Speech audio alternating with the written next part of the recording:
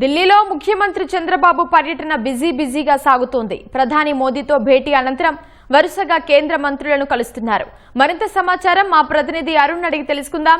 అరుణ్, చెప్పండి, మోదీతో సీఎం భేటీకి సంబంధించిన వివరాలేంటి?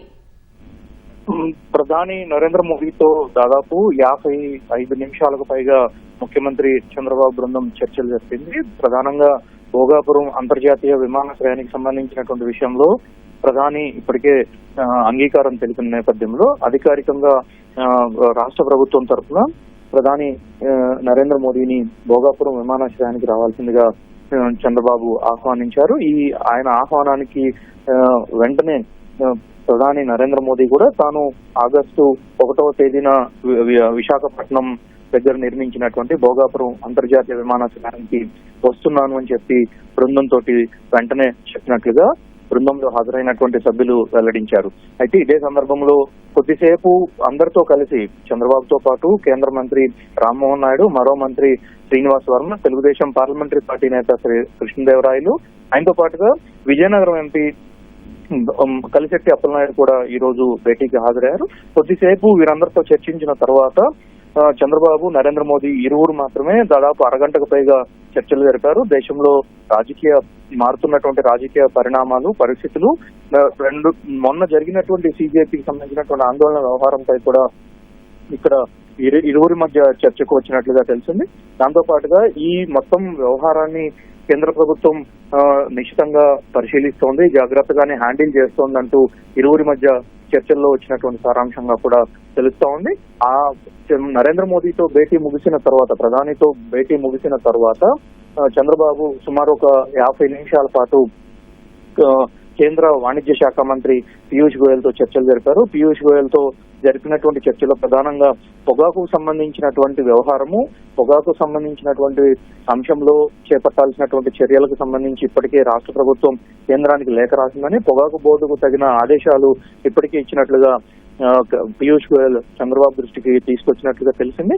అయితే ఇదే నేపథ్యంలో టొబాకోకు సంబంధించిన అంశంతో పాటుగా టర్మరిక్ సంబంధించి, పసుపుకు సంబంధించినటువంటి వ్యవహారము, దాంతో పాటు మరొక రాష్ట్రంలో ఉన్నటువంటి ఆక్వా రంగానికి అనుబంధంగా ఉన్నటువంటి పరిస్థితుల్లో ఆక్వా రంగానికి సంబంధించినటువంటి వ్యవహారాలపై కూడా కేంద్ర మంత్రి వాణిజ్య శాఖ మంత్రిత్వ శాఖనే కీలకమైనటువంటి నిర్ణయాలు తీసుకోవాల్సినటువంటి నేపథ్యంలో అందుకు సంబంధించినటువంటి అంశాలపై కూడా 2 రోజుల క్రితం చంద్రబాబు లేఖ రాశారు. అదే అంశాలపై ఈ రోజు మరొకసారి కీలకంగా చర్చలు జరిపి అధికారులు, రాష్ట్ర ప్రభుత్వానికి సంబంధించినటువంటి అధికారులను తగిన ప్రతిపాదనలతో, అదేవిధంగా రాష్ట్ర ప్రభుత్వానికి ఇప్పటికే కేంద్ర ప్రభుత్వం పంపించినటువంటి కొన్ని అంశాలకు సంబంధించినటువంటి ప్రతిపాదనలను సంబంధించినటువంటి వివరాలతో వచ్చినట్లయితే వెనువెంటనే ఆ సమస్యను పరిష్కరించేందుకు అవకాశం ఉన్నంత త్వరగా దాన్ని సార్ట్అవుట్ చేసేందుకు తాను సిద్ధంగా ఉన్నట్లుగా పీయూష్ గోయల్ చెప్పినట్లుగా తెలుస్తోంది. ప్రస్తుతం ముఖ్యమంత్రి చంద్రబాబు కేంద్ర పట్టణాభివృద్ధి, గృహ నిర్మాణ శాఖ, దీంతో పాటుగా విద్యుత్ శాఖ కూడా నిర్వహిస్తున్నటువంటి మనోహర్ లాల్ ఖట్టర్ తో భేటీ అయి ఉన్నారు. ప్రధానంగా రాష్ట్రంలో ఇప్పుడు ఉన్నటువంటి పరిస్థితులు, విశాఖ మున్సిపాలిటీ కావచ్చు, అదేవిధంగా తిరుపతి, వీటికి సంబంధించి రాష్ట్రంలో పట్టణాభివృద్ధికి సంబంధించినటువంటి మున్సిపల్ డెవలప్మెంట్ నుంచి వచ్చినటువంటి ప్రతిపాదనలతో పాటు విశాఖ మెట్రోకు సంబంధించినటువంటి అంశంపై కీలకంగా చర్చించడానికి ఆస్కారం ఉంటుంది. దాంతో పాటుగానే విమానాశ్రయ నిర్మాణం పూర్తయింది.